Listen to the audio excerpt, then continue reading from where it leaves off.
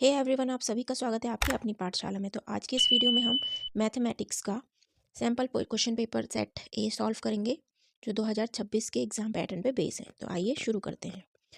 सबसे पहला क्वेश्चन है, एमसीक्यू बेस है। x equal to if x equal to -3 is the solution of the quadratic equation. ये हमें क्वाड्रेटिक इक्वेशन गिवन है। Then the value of k की value हमें फाइंड करनी है। तो क्वाड्रेटिक इक्वेशन गिवन है हमारी x square plus k minus 2 x plus 9, ठीक, इक्वल टू 0। तो इसमें हम x की जगह पे क्या पुट कर देंगे, -3, k माइनस 2 ब्रैकेट में -3 प्लस 9 और इधर आ जाएगा इक्वल टू 0।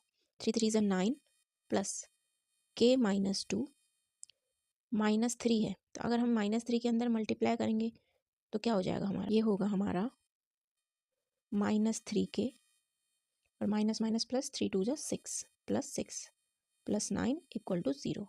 अब इनको ऐड कर लेते हैं। 9 9 18 18 6 24 माइनस 3k इक्वल टू 0। तो 3k की वैल्यू आ जाएगी इक्वल टू 24। तो k की वैल्यू हमें मिलेगी 8, क्योंकि डिवाइड में जाएगा। 8 3 = 24। तो k की वैल्यू हमारे पास आ गई 8। Option B will be right, ठीक। नेक्स्ट क्वेश्चन है, two positive integer x and y are expressed x equal to m³ n4। तो x की वैल्यू हमें गिवन है m³ 3 एंड n³ 4, जबकि हमें y की वैल्यू क्या गिवन है, m³ 5 एंड n³ 2। तो we have to find LCM of x and y का एलसीएम। तो हमें पता है एलसीएम में क्या आता है, मैक्सिमम पावर, है ना, जो चीज़ मैक्सिमम है। तो देखो m की मैक्सिमम पावर क्या है, दोनों में 5, m³ 5 हो जाएगा, ठीक। n की मैक्सिमम पावर है 4, तो इंटू n⁴ 4, तो ये आंसर हमारा हो जाएगा। तो ये उनका एलसीएम हो जाएगा। वहीं अगर हमें एचसीएफ निकालने को बोलें तो वहाँ पे मिनिमम पावर हम इंक्लूड करते हैं, जो दोनों में कॉमन आता है। तो कॉमन मिनिमम पावर ही तो आएगी। तो यहाँ पे n² हो जाता एंड यहाँ पे हमारा हो जाता है m³ 3। तो ये हमारा एचसीएफ हो जाता, ठीक। तो इसका ऑप्शन नंबर फोर्थ आपका सही हो जाएगा, ठीक है, m³ 5 n⁴ 4। नेक्स्ट क्वेश्चन है, the coordinate of the mid point of a line segment. एक लाइन सेगमेंट है, इसके मिड पॉइंट के हमें कोऑर्डिनेट फाइंड करने हैं। तो हमारा फॉर्मूला क्या होता है, पहले हम लाइन बना लेते हैं, 3, -2 एंड दूसरा है -7, -6। ये हमारे कोऑर्डिनेट है। मिड पॉइंट है, यहाँ पे कहीं पे होगा वो मिड पॉइंट, ठीक। तो मिड पॉइंट है, ठीक है ना। तो यहाँ पे ये इक्वल डिस्टेंस पे है, तो रेशियो क्या होगा इसका, 1:1, है ना, इक्वल रेशियो में डिवाइड होगा। तो हमारे फॉर्मूला क्या होता है, एक रेशियो वाला, x equal to m1x2 plus m2x1 upon m1 plus m2, ये होता है। तो ये क्या होगा, m1 की वैल्यू 1 है, x2 और दोनों m1 m2 1 है, तो हम डायरेक्ट x2 और x1 की वैल्यू रखते हैं। तो x2 हमारा हो जाएगा -7 प्लस x1 इज 3 अपॉन में m1 प्लस m2 1 प्लस 1, ठीक। तो ये हो जाएगा। तो ये आंसर आ जाएगा हमारा -4/2, दैट मीन्स माइनस का 2, ठीक। तो x की वैल्यू आ गई हमारी -2। अब ऐसे y के निकालेंगे, y इक्वल टू क्या होगा, m1y2 plus m2y1 upon m1 plus m2। इसमें भी m1 m2 की वैल्यू क्योंकि 1 1 है, तो हम डायरेक्ट y2 और y1 की वैल्यू पुट कर लें। y2 is -6 plus y1 is -2 upon 1 plus 1। तो ये हमारा आ जाएगा -6 -2 अपॉन 2, 6 7 8 -8/2, दैट मीन्स -4, ठीक। तो x के कोऑर्डिनेट, x के हमारा वैल्यू है -2, y का है -4। तो कोऑर्डिनेट क्या हो जाएंगे, -2 एंड -4। तो इसका ऑप्शन नंबर ए सही हो जाएगा, ठीक। नेक्स्ट क्वेश्चन है, the perimeter of a sector of a circle. Perimeter हमें सर्कल का दे रखा है, फाइंड करना है हमें ये पेरीमीटर। तो सेंट्रल एंगल हमें गिवन है, थीटा हमें गिवन है 90 डिग्री और आर की वैल्यू हमें गिवन है 28 centimetre. Perimeter of sector that means circumference of sector, that means क्या होता है circumference of sector, theta upon 360 into 2πr, ठीक। तो ये हमारा होता है। तो थीटा की वैल्यू हमारी है 90 अपॉन 360 इंटू 2π की वैल्यू 22/7, आर की वैल्यू हमारी हो जाएगी 28। नाउ सॉल्व इट, 7 4 ज़ा 9 4 ज़ा 36, 2 2 ज़ा 4, 2 11 ज़ा, तो हमारा ये आ जाएगा 44 सेंटीमीटर। सेंटीमीटर होगा क्योंकि हमें पेरीमीटर या सरकमफ्रेंस निकालना है सेक्टर का। तो 44 देखते हैं कौन सा ऑप्शन है। और ये ऑप्शन नंबर 4 हमारा सही हो जाएगा। ठीक, नेक्स्ट क्वेश्चन है हमारा, if the mean of 10 number is 20, तो what is the sum of these number. तो मीन इक्वल टू हमें गिवन है 10 नंबर्स का 20। ठीक, तो मीन की वैल्यू तो 10 नंबर्स का है ये, तो नंबर का सम ऑफ नंबर क्या हो जाएगा 10 इंटू 20। ठीक है, मीन क्या होता है हमारा टोटल जो हमारा डाटा गिवन है अपॉन में उनके नंबर कितने हैं, है ना।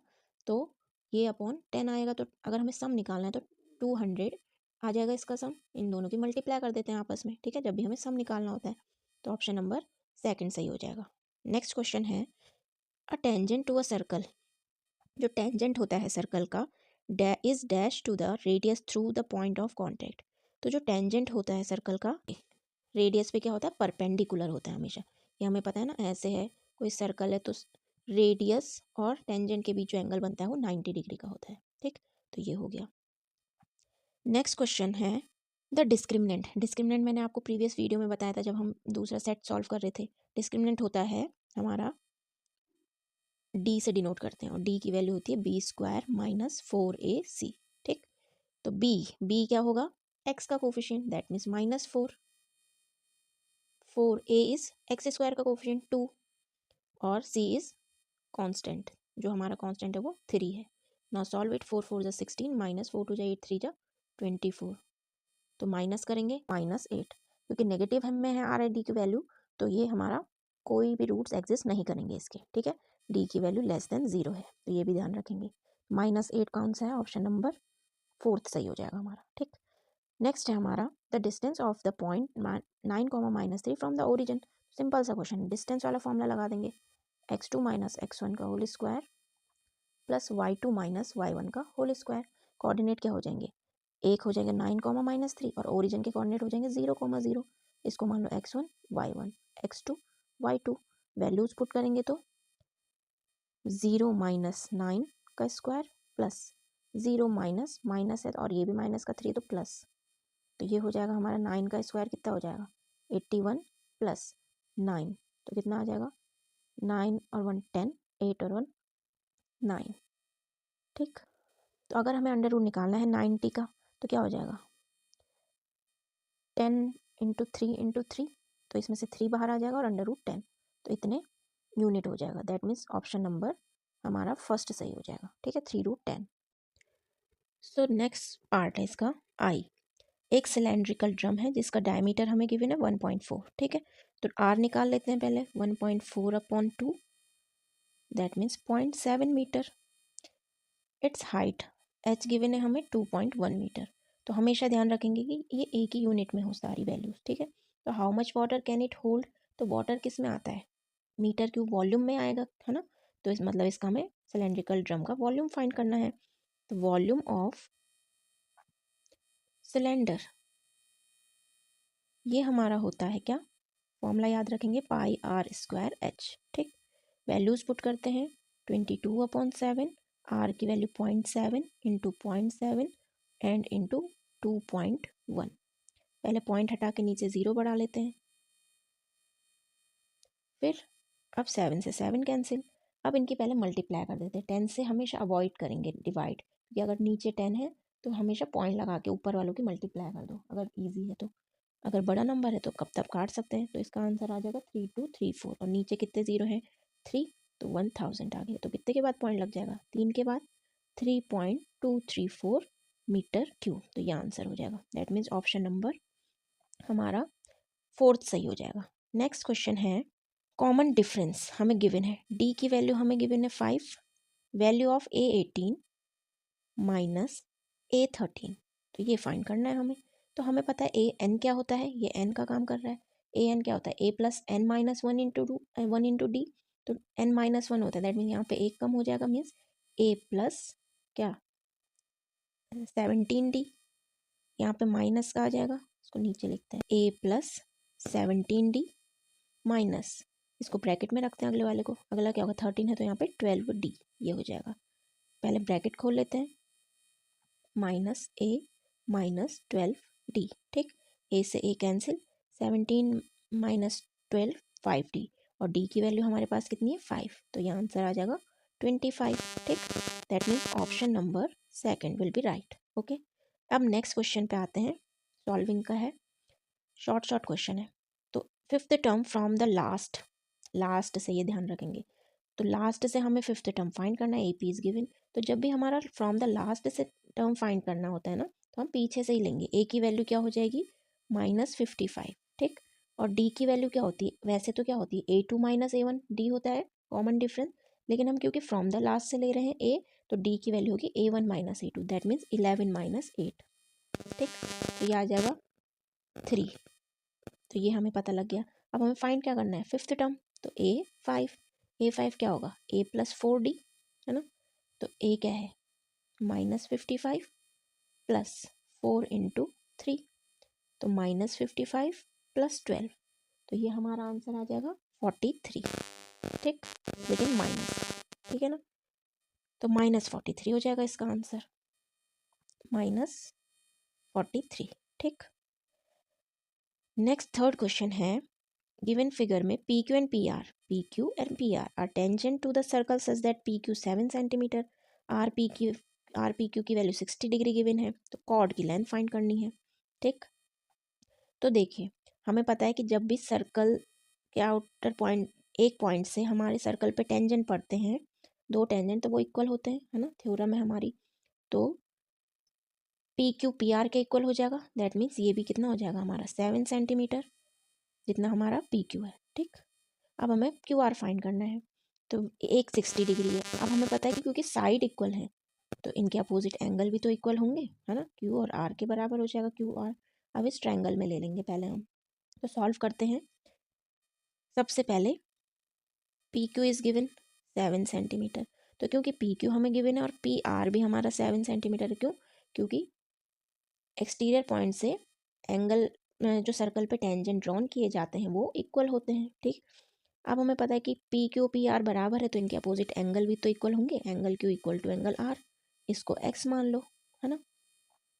अब पहले इन ट्रायंगल PQR में ले लेते हैं इनके एंगल का sum, angle P plus angle Q plus angle R equal to 180 degree. तो angle P is given 60, angle Q क्या है X, और X ये अज्यूम कर रखा है हमने, तो 60 plus 2X equal to 180 degree. 2X equal to कितना हो जाएगा 180 माइनस 60, दैट मीन्स 120 डिग्री। तो X की वैल्यू क्या आ जाएगी 120 अपॉन में 2, तो कितना आ गया 60। तो X की वैल्यू भी हमारी कितनी आ गई 60 डिग्री, ठीक। तो हमारी X की भी वैल्यू 60 आ गई। X क्या था हमारा Q और R, तो ये भी 60 और ये भी 60। फिर क्या लिखेंगे, दस triangle PQR is an equilateral triangle, है ना। इक्विलेटरल ट्रायंगल के तो 60 डिग्री होते हैं, इक्विलेटरल ट्रायंगल है तो इसकी ऑल साइड भी इक्वल होंगी, that means PQ equal to QR equal to PR। तो हमारा QR भी कितना आ गया 7 सेंटीमीटर, तो ये हमारा आंसर हो जाएगा, ठीक है। नेक्स्ट है SCF, हमें फाइंड करना है 26 एंड 91 का। तो क्या हो जाएगा 26 का, देखो 26 का क्या होगा 2 इंटू 13, है ना।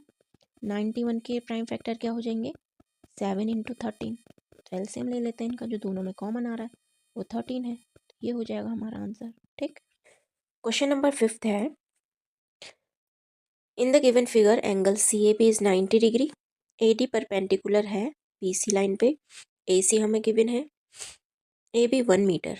अब 1 मीटर है, दैट मीन्स हमें ये सेंटीमीटर में चेंज करना पड़ेगा, तो इसको 100 सेंटीमीटर लेंगे हम, ठीक। इसकी वैल्यू BD की 96.08 सेंटीमीटर, तो we have to find AD find करना है, ये वाली लाइन, ठीक है। तो इसमें सिमिलैरिटी, ट्रायंगल की सिमिलैरिटी वाला कॉन्सेप्ट, तो देखते हैं। सबसे पहले हम उन ट्रायंगल्स में लेंगे जिन्हें हमें कॉन्ग्रुएंट प्रूफ करना है और जिसमें AD साइड इंक्लूड हो हमारी, ठीक है, जिनमें ये नोन साइड भी आए साथ में। तो सबसे पहले हम लेंगे इन ट्रायंगल BAC, देखो BAC ये रहा, है ना, एंड ट्रायंगल, अब कौन सा लेंगे इसके साथ हम लेंगे, क्योंकि B है तो इधर भी क्या लेंगे B, और हम ये वाला ट्रायंगल लेंगे क्योंकि हमें ये वाली साइड गिवन है बी डी की। अगर हमें ये वाली गिवन होती तो हम इधर नीचे वाला लेते हैं, ठीक है। तो ये हम लेंगे ट्रायंगल बी डी। देखो ये ए, इधर ये ए वाला 90 हो गया और इधर क्या है 90 ये है, तो ये वाला भी तो 90 होगा, है ना, ये वाला। तो बी डी ए, ठीक। इन दोनों को हम सिमिलर प्रूफ करेंगे। तो सबसे पहले तो angle A equal to angle T 90 each 90 degree, ठीक। दूसरा क्या है हमारे पास, एंगल बी दोनों में कॉमन आ रहा है, angle B equal to angle B common. तो दो हमें कंडीशन मिल गई। तो triangle B A C similar triangle B D A के, ठीक। अब हम इनके साइड करस्पॉन्डिंग साइड का रेशियो ले लेंगे। क्या क्या फाइंड करना था हमें, हमें ए डी फाइंड करना है, ठीक है। तो हम लेंगे ए बी के साथ क्या लेंगे, किसका ratio, D B, A B upon D B equal to, अब लेंगे हम ए सी अपॉन ए सी के साथ क्या आ जाएगा, ए डी, ठीक। ना वैल्यूज पुट करेंगे। ए बी की वैल्यू हमारे पास है 1 मीटर, तो हम लेंगे 100 सेंटीमीटर। डी बी की वैल्यू हमारे पास गिवन है 96.08 इक्वल टू, ए सी की वैल्यू हमारे पास हमें गिवन है 25 सेंटीमीटर और A D we have to find it, ठीक है। तो ए डी को ऐसे निकालेंगे, ए डी इक्वल टू आ जाएगा 25 मल्टीप्लाई 96.08, इधर चले जाएगा अपॉन में 100। 25 4 से 100 होता है और इसको 4 से डिवाइड करने पे हमें ए डी की वैल्यू मिल जाएगी 24.02 सेंटीमीटर। तो this is your required answer. अच्छा क्वेश्चन है, ध्यान रखेंगे, ठीक। 6 क्वेश्चन असर्शन रीजन का है, इसको हम नेक्स्ट वीडियो में कवर करेंगे। If you like the video please like and subscribe my channel. Thank you. इस वीडियो में इतना ही।